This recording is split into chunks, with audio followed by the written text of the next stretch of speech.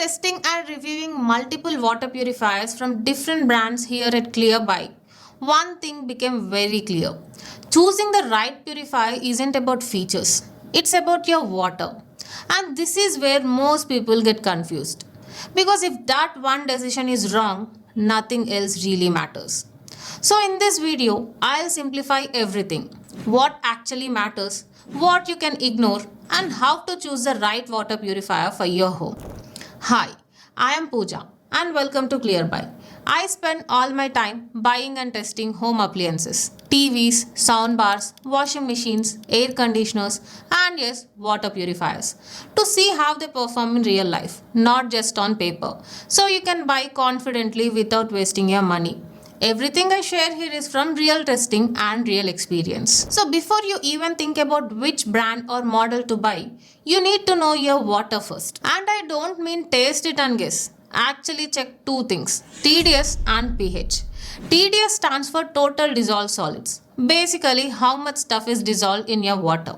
Salts, minerals, metals, everything. A simple TDS meter costs 200 to 300 rupees on Amazon. Best money you'll spend in this entire process. Now here is the rule that saves everything. If your TDS is below 200 and you are getting clean municipal water, you don't need an RO. A UV or UV plus UF purifier is enough. Kills bacteria, keeps good minerals, wastes zero water. Between 200 to 500 depends. Clean municipal supply, UV plus UF can work. Mixed supply or tanker water, go RO. Above 500, common with borewell water, RO is non-negotiable. Only RO can remove dissolved salts, heavy metals like lead, arsenic, fluoride. And even if your TDS is low, if your area has known heavy metal contamination, get an RO anyway. A TDS meter can't detect those. Now, what should your purified water TDS be? The safe drinking range is 50 to 150 ppm. That's the sweet spot. Clean enough to be safe, but still has essential minerals your body needs. And here is something most people completely skip. pH. pH tells you if your water is acidic or alkaline. The safe drinking range according to BIS standards is 6.5 to 8.5. You can check this with a simple pH strip.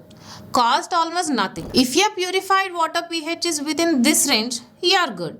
If it's outside, that's a red flag worth investigating. Now most purifiers say RO plus UV plus UF plus TDS control plus copper plus alkaline. Feels like they are selling you a spaceship, right? Let me simplify this. RO, reverse osmosis, the heavy lifter, pushes water through a super fine membrane that blocks dissolved salts, heavy metals, chemicals, almost everything. But it also strips good minerals like calcium and magnesium. That's why modern purifiers add a TDS controller or mineralizer to put those back. The other downside, water wastage. About 1 to 2 liters wasted for every 1 liter purified. Next, UV, ultraviolet. A UV lamp kills bacteria and viruses using intense light. No chemicals, no taste change, zero water wastage. But it can't remove dissolved salts or heavy metals. Works only when TDS is already low. Next, UF, ultrafiltration. Fine sieve. Removes bacteria and larger particles. Doesn't need electricity. But same limitation. Can't handle dissolved salts. And here is what most people get wrong. They think more technologies means better. Not true.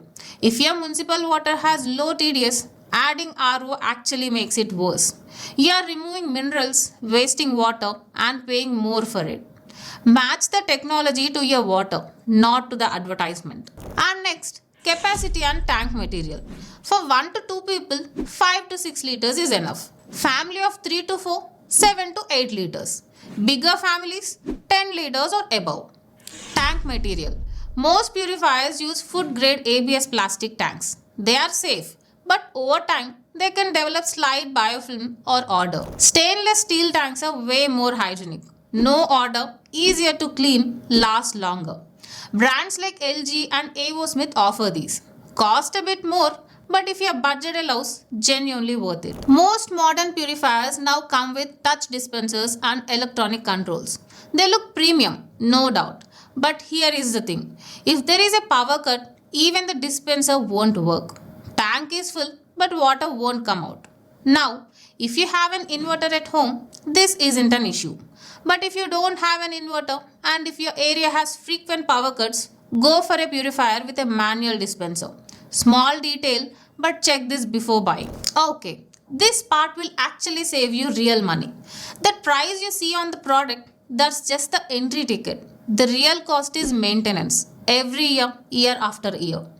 Pre-filters need changing every 6 to 8 months. RO membrane lasts 12 to 18 months. UV lamps replace yearly. Traditional brands like Kent and AquaGuard charge roughly 3,000 to 6,000 rupees per year. Over 5 years, that's 15 to 30,000 on top of the purchase price. But here is where it gets interesting. Recently, few purifiers like Urban Company's Native M1 and M2 have filters lasting 2 full years. Replacement cost around 5,000 for 2 years, roughly 2,500 per year. Atomberg Interlan is similar, about 3,000 after warranty. So don't compare sticker prices. Compare the 5-year cost. Quick example. Purifier A costs 15,000, AMC 5,000 a year.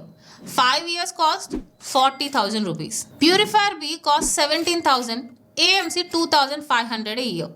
5-year cost 29,500. Most people never do this math, and that's exactly how they overpay. And this one, check service availability at your address before you buy, not after. Urban Company, Atomberg, fantastic in major cities. But Tier 2 and Tier 3 areas, third-party partners, hit or miss experience. Kent and AquaGuard, India's widest service networks. They reach even semi-urban and rural areas. Simple trick. Before buying, download the brand's app or call customer care. Try booking a service visit at your address. If they can't reach you, you have your answer. For warranty, most offer 1 year standard. Some give 2 to 3 years extended. But always check what's actually covered. Some cover only the tank, some include electrical parts, most don't cover filters. Fine print matters. Now let me save you from some clever marketing traps. Copper infusion. Copper does have antimicrobial properties. That's real.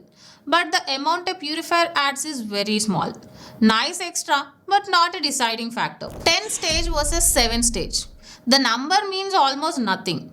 A well-designed 7-stage purifier can easily outperform a poorly designed 10-stage one. What actually matters? TDS Controller keeps essential minerals. UV Intank protects stored water from recontamination. Auto Flush cleans the RO membrane automatically, extends its life. And Smart Filter alerts. So you know when filters needs changing instead of drinking bad water without realizing it. Focus on what impacts your water and your wallet.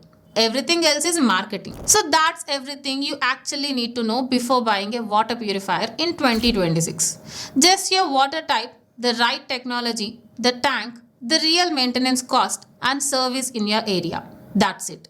Get these 5 right and you'll have clean, safe water for your family without overspending. I've put together a playlist of detailed water purifier reviews where I test each model individually. I'll link that right here. And I've shared my recommended purifiers budget-wise in the description and tag the products. Please check them out. If this helped you, please hit the subscribe button and turn on notifications. It really keeps me going and helps ClearBuy bring you more honest reviews. Drop a comment if you have any questions or if there is a specific purifier you want me to review next. I read every single one. Until then, don't just buy. ClearBuy. See you soon.